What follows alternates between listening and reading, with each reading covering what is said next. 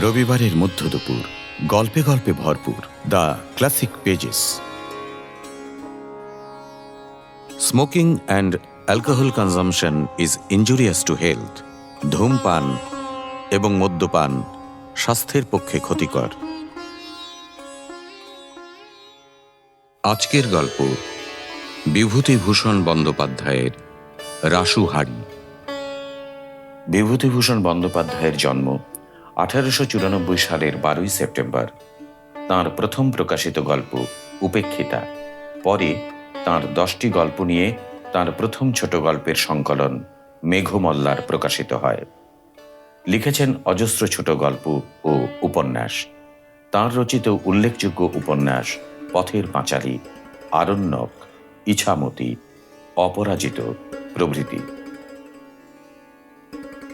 শুরু হচ্ছে বিভূতিভূষণ বন্দ্যোপাধ্যায়ের রাসু হাড়ি।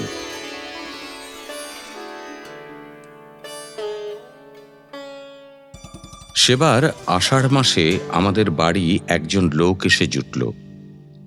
গরিব লোক, খেতে পায় না। তার নাম রাসু হাড়ি। আমরা তাকে 7 টাকা মাইনে মাসে ঠিক করে বাড়ির চাকর হিসেবে রেখে দিলাম। প্রধানত সে গরু বাছুর দেখাশুনো করত, ঘাস কেটে আনত নদীর চর থেকে, সানি মেখে দিত খোল জল দিয়ে। বাবা মারা গিয়েছিলেন আমাদের অল্প বয়সে। 3 ভাইয়ের মধ্যে আমিই বড়।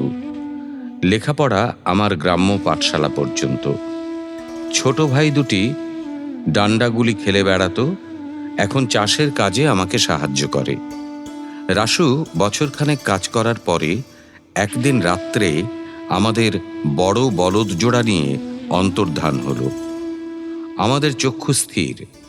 তখনকার সস্তার দিনেও গরু জোড়ার দাম 200 টাকা। আমার ছোট ভাই সত্যচরণের ডাকনাম নেন্টু, বড় সাধের বলদ। সে ভালো গাড়ি চালাতে পারত বলে শখ করে জন্তিপুরের গোহাটা থেকে ওই গরু জোড়া কিনে এনেছিল। ভোরবেলা মা ওঠেন সকলের আগে। সেদিন উঠে চণ্ডীমণ্ডপে গিয়ে দেখেন রাসু নেই। যে কম্বলখানা গায়ে দিয়ে শুতো সেখানাও নেই। গোয়ালে দেখেন বলদ জোড়াও নেই। আমাকে উঠিয়ে বললেন, হ্যাঁ রে নীলে, রাসু গেল কোথায় জানিস? আমার তখন বিয়ে হয়নি। সত্য আর আমি এক ঘরে শুই। আমি উঠে চোখ মুছতে মুছতে বললাম, তা কি জানে, মাঠের দিকে গেল না তো। এত ভোরে সে কোনোদিন মাঠে যায় না, আজ গেল কেন? বড় গরু জোড়াও তো দেখছি নে। গরুকে কি মাঠে খাওয়াতে নিয়ে গেল? এত সকালে আর এই শীতে কখনো তো যায় না।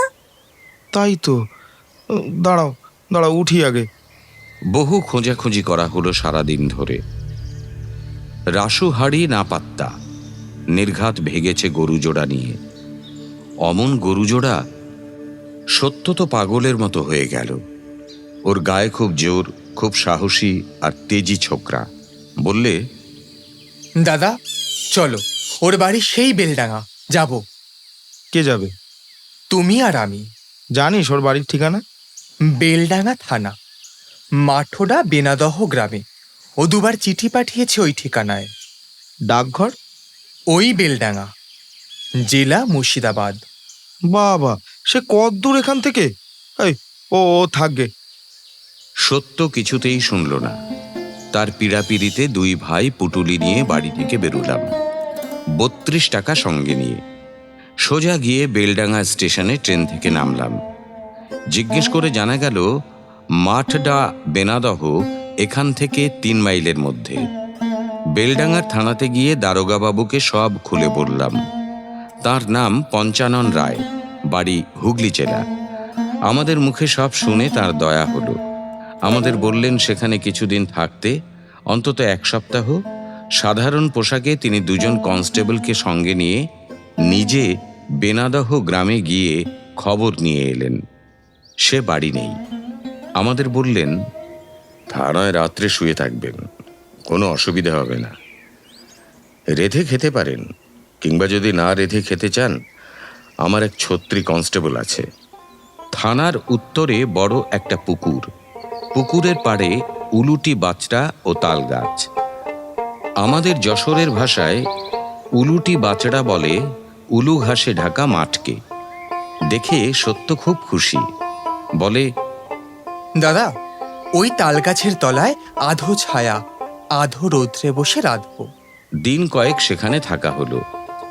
বেনাদহ গিয়ে রাসুহাড়ির সন্ধান সবসময় নেওয়া হচ্ছে, কখনো রাত দুপুরে, কখনো দিন দুপুরে, কখনো খুব ভোরবেলায়। গাঁয়ের লোকে বলে সে যশোর জেলায় ব্রাহ্মণদের বাড়ি চাকরি করে, এখানে থাকে না তো। আজ 1 বছরের মধ্যে তাকে গায়ে দেখা যায়নি। সুতরাং 7 দিন পরে আমরা রাসুহাড়িকে অপ্রকট অবস্থায় রেখেই বেলডাঙ্গা থেকে রওনা হলাম বাড়ির দিকে। দাদা, পয়সা নেই হাতে, তাছাড়া রাস্তা দেখে যেতে হবে। যদি এমন হয় পথ দিয়ে গরু তাড়িয়ে বাড়ির দিকে আসছে, চলো হেঁটে বাড়ি ফিরি। সে কি রে, এখান থেকে যশোর জেলা, পথটি যে সোজা নয়, পারবি হাঁটতে? গরু জোড়া ফেরত পাওয়ার জন্য সব করতে পারি দাদা। আমার গাড়ি চালানো একদম বন্ধ হয়ে গেল ওই গরু জোড়ার অভাবে। বেলডাঙ্গার বাজার থেকে চাল ডাল কিনে নিলাম। 2 ভাই নামলাম পথে। হাঁড়ি সরা কিনে বোঁচকায় বেঁধে নিলাম। প্রথম দিন রাস্তার ধারে এক আমতলায় রান্না করে খেলাম। বেশ লাগে কিন্তু এভাবে পথ চলতে। ঘর থেকে কখনোই বেরোইনি, এত দূরেও জীবনে কখনো আসিনি। রাসুহাড়ির দৌলতে অনেক দেশ দেখলাম। দাদা, হাঁড়ি ফেলে দিয়ে কাজ নেই, বড্ড দাম হাঁড়ির। চলো ধুয়ে নিয়ে আসি পুকুর থেকে, বোচকায় বেঁধে নি, নইলে কত পয়সা লেগে যাবে রোজ হাঁড়ি কিনতে। সন্ধ্যার আগে আশ্রয় নেবার জন্যে একটা কি গ্রামে ঢুকে সামনের একটা বাড়িতে গিয়ে দাঁড়ালাম। বাড়ির লোকেরা ঘটের আগুন পোয়াচ্ছে উঠোনে। আমাদের কথা শুনে বললে, এখানে জায়গা হবে না, আমাদেরটাই থাকবার জায়গা নেই, এগিয়ে গিয়ে গায়ের মধ্যে দেখোগে। কিছু দূর গিয়ে আরেকটি বাড়ি পেলাম রাস্তার বাঁ ধারে। বাড়ির সামনে গোয়াল ঘর। প্রথম শীতে লাউ গাছে মাচা ভরা লাউ ঝুলছে। মেটে ঘর 2-3 খানা। উঠোনের পেছন দিকে এক ঝাড় তলদা বাঁশ। বুড়ো মতো একটা লোক তামাক খাচ্ছিল দাওয়ায় বসে। আমাদের দেখে বললে, কে তোমরা? পথ চলতি লোক। তা এখানে কি মনে করে? একটু থাকবার জায়গা দাও কর্তা, অনেক দূর থেকে আসছি, বড় কষ্ট হয়েছে। তোমরা আমরা আমরা ব্রাহ্মণ। তা গিয়েছিলে কোথায়? তখন সব কথা খুলে ওকে বললাম। রাসুহাড়ির আনুপূর্বিক ঘটনা। লোকটা নির্বিকারভাবে তামাক টানতে টানতে সব শুনলে। আমাদের কথা শেষ হয়ে গেলে হুঁকোয় শেষ টান দিয়ে পিচ করে থুতু ফেলে শান্ত ও ধীরভাবে বললে,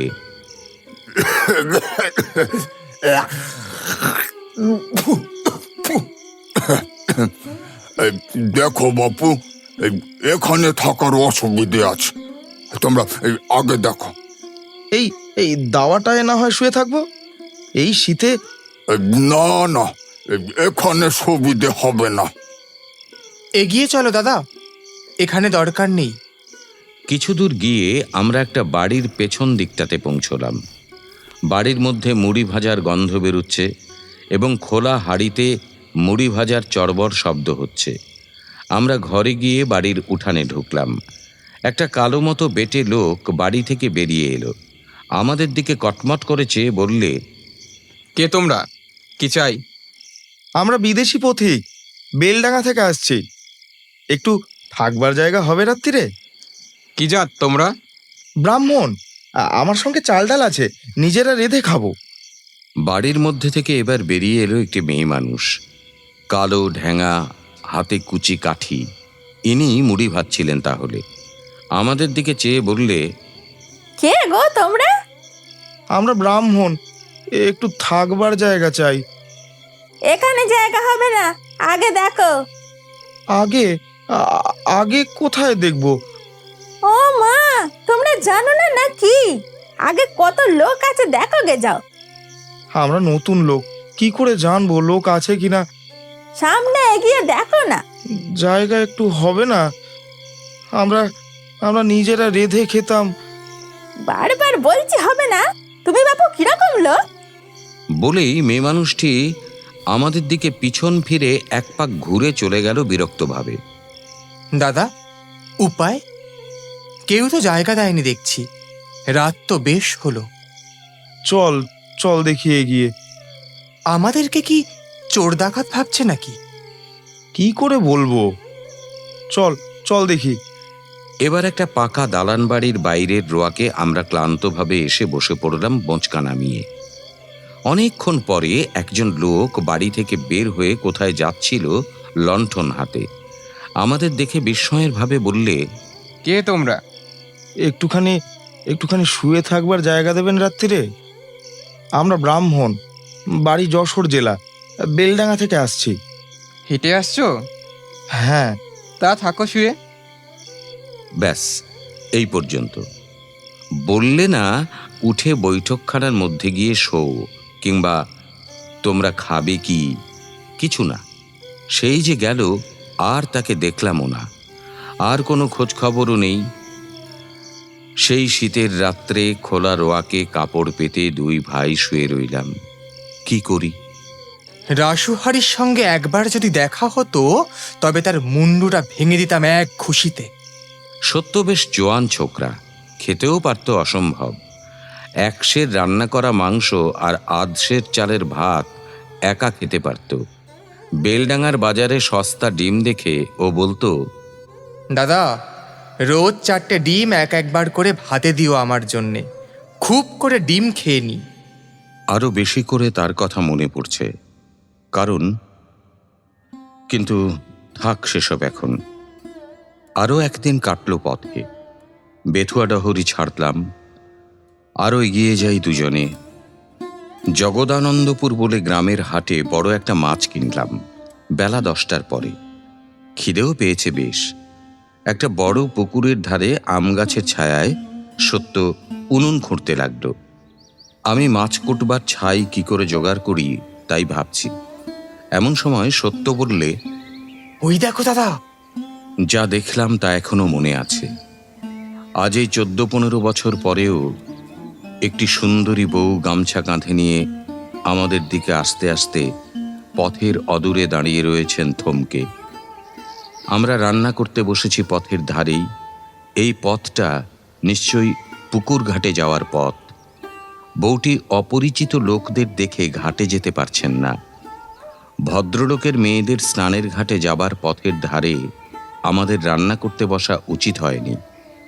দাদা, ঘাটের পথে বসেছি, কি করি? উঠে যাব? হঠাৎ দেখি বউটি যেন আমাদের দিকে চেয়ে আবার ফিরে গেলেন। অমন রূপসী বউ এমন পাড়া গাঁয়ে দেখব আশা করিনি। আমাদের ভয়ও হলো। সত্য বললে, যা, ফিরে চলে গেল বউটি। আমরা না বুঝে অন্যায় করে ফেলেছি, চলো সরে যাই। দাদা, লোক আসছে দিকে। বউটি গিয়ে বাড়িতে বলে দিয়েছে, চলো পালাই, না হলে মারবে। কেন পালাতে হবে কেন? কি করেছি আমরা? মার বুঝি সস্তা? দুটি ছোকরা এসে আমাদের কাছে দাঁড়ালো। আপনারা আসছেন কোথা থেকে? বেলডাঙ্গা, যাবেন কোথায়? যশোর জেলা। আপনারা ব্রাহ্মণ? আগে হ্যাঁ। কিছু মনে করবেন না, আমাদের খুড়িমা এসেছিলেন ঘাটে নাইতে। তিনি ফিরে গিয়ে বললেন, আমাদের বাড়ির সামনে উনুন খুঁড়ে রেঁধে খেতে যাচ্ছে এই দুপুরবেলা, ওদের গিয়ে বাড়িতে ডেকে আনো। তা আপনারা দয়া করে চলুন আমাদের ওখানে, আমি জিনিসপত্র নিয়ে যাচ্ছি। আমরা তো অবাক, এমন কথা বিদেশে কখনো শুনিনি। লোকে একটু শোবার জায়গায় দিতে চায় না, আর কিনা রাস্তা থেকে ডেকে নিয়ে যেতে চাইছে। কি যাবে নাকি? যেতেই হবে, খুড়িমা নইলে ছাড়বেন না। আমাদের ওপর হুকুম, নিয়ে যেতেই হবে আপনাদের। মেয়ে বলাই, ওদের বোচকা দুটো টোল। আমরা মুখ চাওয়াচাওয়ি করি, সত্য আর আমি। আমাদের কোনো আপত্তি গ্রাহ্য করলে না ওরা, নিয়েই গেল। একতলা কোঠা বাড়ি, বাড়ির উঠানে ডান দিকে দুটো বড় গোলা, তার পাশেই গোয়াল বাড়ি, সামনে ছোট বৈঠকখানা। আমরা বাড়ির উঠানে পা দিতেই একজন প্রৌঢ় ভদ্রলোক এগিয়ে এসে বললেন, আসুন আসুন, আপনারা ব্রাহ্মণের ছেলে, এই দুপুরবেলা বাড়ির সামনে রেঁধে খাবেন, এ কখনো হয়? বড় বৌমা দেখে এসে বললেন ওদের নিয়ে এসো বাড়িতে। আসুন আসুন, বসুন। আমরা তত লেখাপড়া জানি নে, চাষবাস করে খাই। শিক্ষিত ভদ্রলোকের সঙ্গে মিশতে আমাদের ভয় হয়, বিশেষ করে তো ৭০। সে গরুর গাড়ি চালায়। সে বললে, দাদা এগিয়ে যাও। এগিয়ে গেলাম আমি। ওরা আমাদের নিয়ে বৈঠকখানায় বসালে, পা ধোয়ার জল এনে দিলে, তারপর এলো চা আর জল খাবার, ফলমূল আর ঘরের তৈরি ক্ষীরের সন্দেশ, নারকেল নাড়ু। কর্তার নাম হরিচরণ সেন। ওরা জাতে বৈদ্য।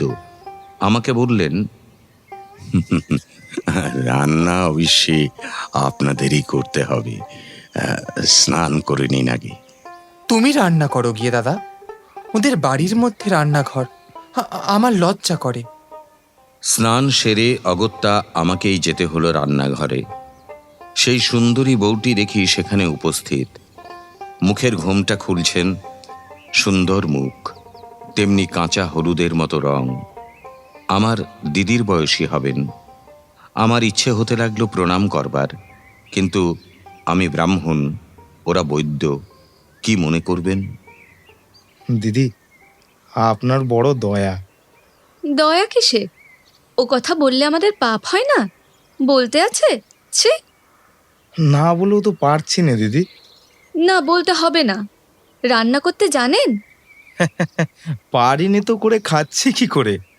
হ্যাঁ দিদি, আমার ভাই বাইরে বসে আছে, সে আরো ভালো রান্না করতে পারে। কই, তিনি বাইরে বসে আছেন কেন? ডেকে আনুন গিয়ে, দেখি কেমন রাঁধেন। সে আসবে না, বড় লাজুক। আপনার ছোট? ৫-৭ বছরের ছোট। ডেকে আনুন, আমি রান্নার জিনিসপত্র আনি। ডাল রান্না করতে পারবেন তো? খুব।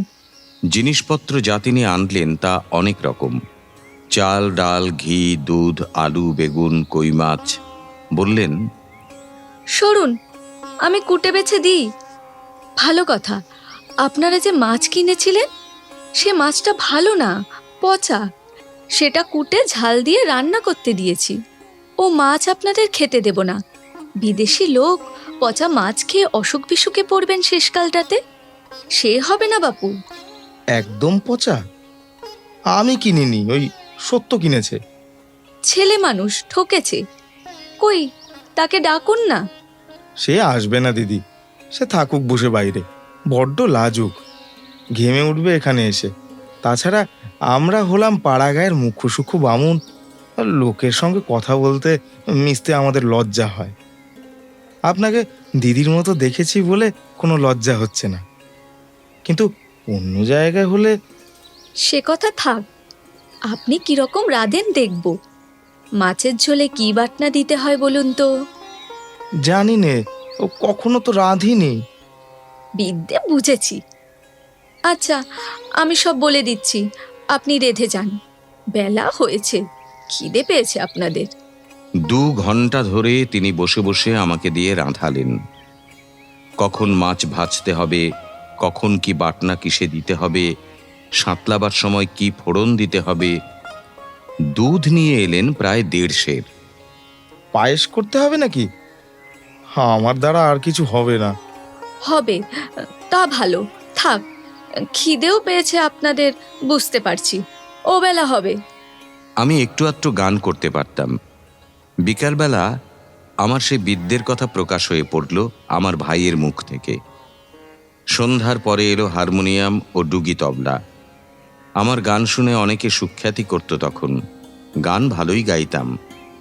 রাত্রে রান্না করবার সময় দিদি বললেন, আপনি এমন চমৎকার গান গাইতে পারেন ভাইটি। কি এমন গান! আপনাকে এখন ছাড়ছি নে, থাকুন দিন কতক এখানে, রোজ গান শুনবো। সে তো আমার ভাগ্য, কিন্তু দিদি, আমার যে থাকবার জো নেই, পড়ে গিয়েছে এক ফেরে।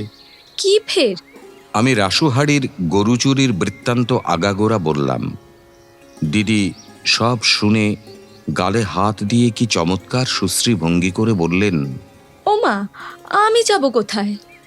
সুন্দরী মেয়ে, কি অপূর্ব সুন্দর যে দেখাচ্ছিল ওই মুহূর্তটিতে। বললাম, আপনি তো দেবীর মতো, কেউ জায়গা দিতে চায় না বিদেশি দেখে। 3 রাত কি কষ্ট পেয়েছি দিদি। আপনার মতো মানুষ কজন, যে রাস্তা থেকে লোক ধরে বাড়ি নিয়ে এসে খাওয়ায়। আপনি বুঝতে পারবেন না মানুষ কত দুষ্টু হতে পারে।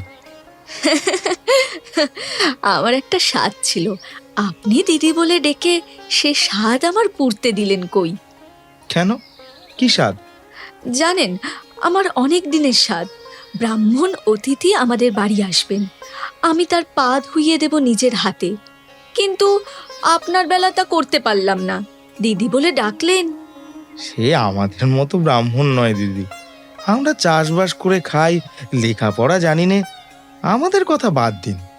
তাতে আমার কি? আপনি কি করেন আমাদের দেখবার দরকার কি?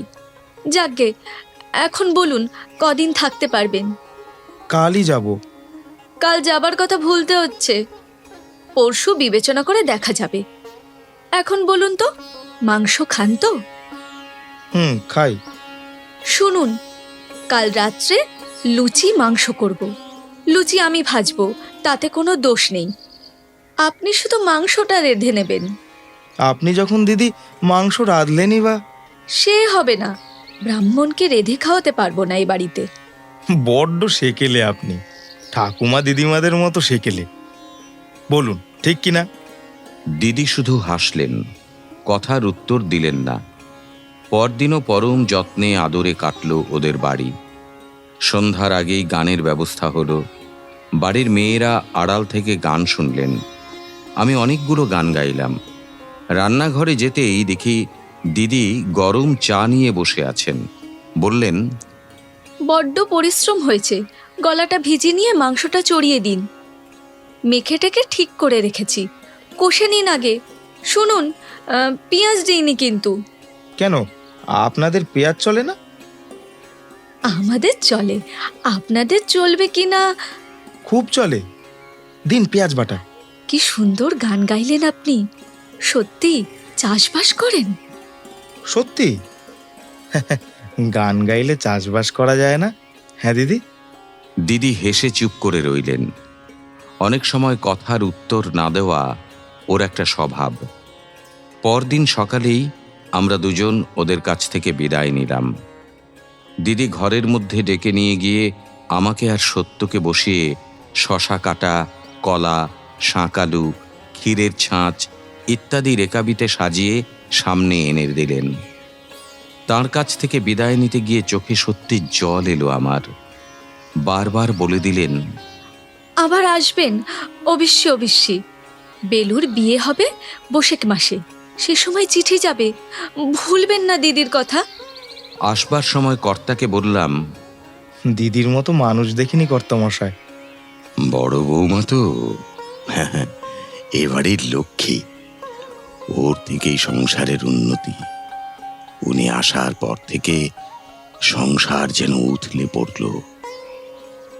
আর আমার মার কি দয়া, পাড়ার কেউ অভুক্ত থাকবে না, সব খোঁজ খবর নিজে নেবেন। 2-3টি স্কুলের ছেলেকে মাইনে দিচ্ছেন এই পাড়ার।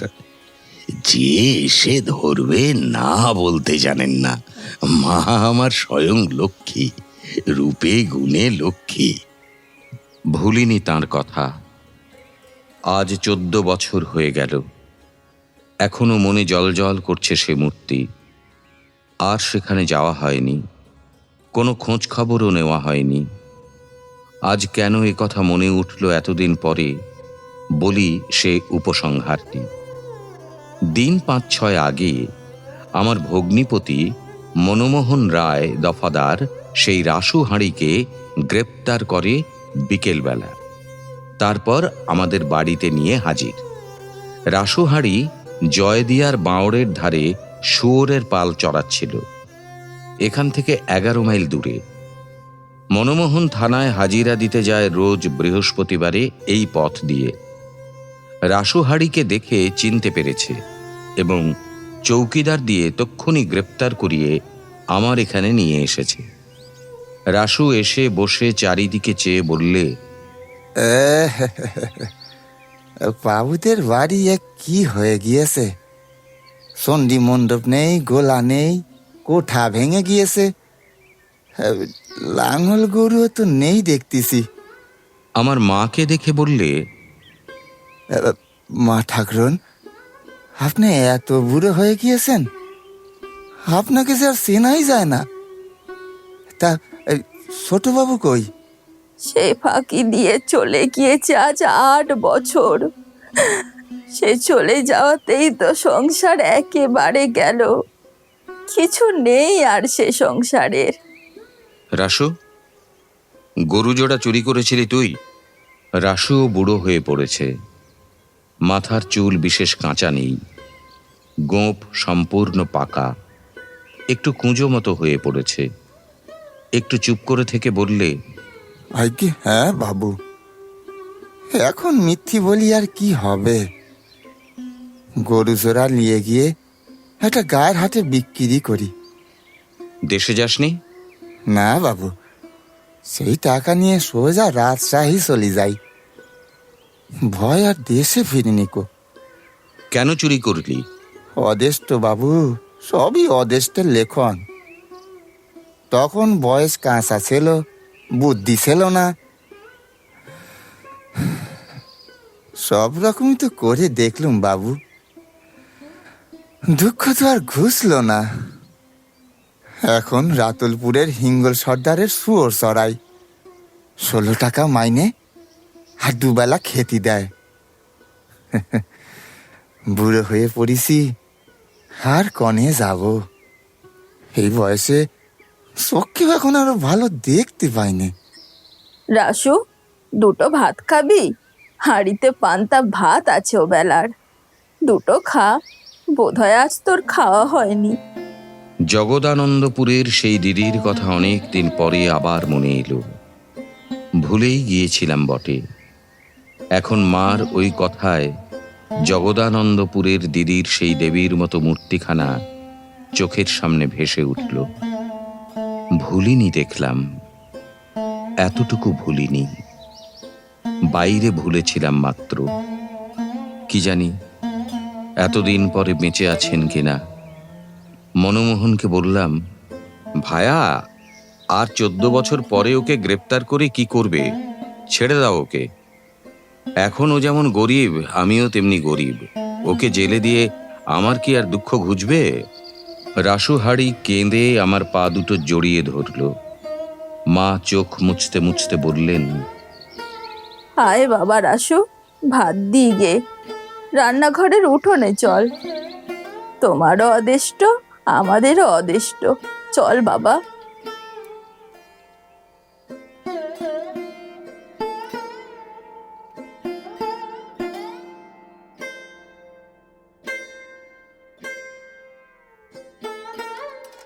গল্পটি ভালো লাগলে লাইক, সাবস্ক্রাইব ও শেয়ার করতে ভুলবেন না।